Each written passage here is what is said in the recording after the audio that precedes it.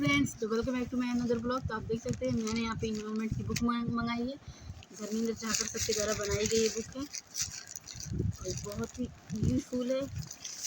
और in exam देख सकते हैं ये भाग्यश्री मैम वो हैं और धर्मेंद्र सर जी उनके द्वारा मंगाई वो की गई है, बनाई गई है।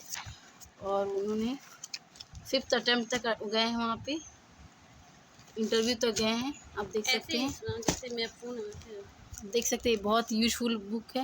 इसकी सारी सिलेबस दिखा दो मेरे फ्रेंड्स को, इन कौन कौन से चैप्टर हैं। आप देख सकते हैं ये तो दीदी के चैनल दे दूंगी इस पे।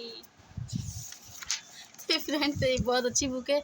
डायग्राम देख सकते हैं, प्री मेंस दोनों के लिए है और बहुत ही अच्छा है। सबसे ज़्यादा क्वेश्चन इसके आते हैं, प्री में आते हैं, जो कि बहुत ही अच्छा है। आप देख सकते हैं। अगर आप लोग भी मंगानी होगी ना तो मैं लिंक यहाँ पे डिस्क्रिप्शन में डाल दी हूँ, आप लोग वहाँ पे जाके वहाँ से परचेस कर सकते हैं। ओके।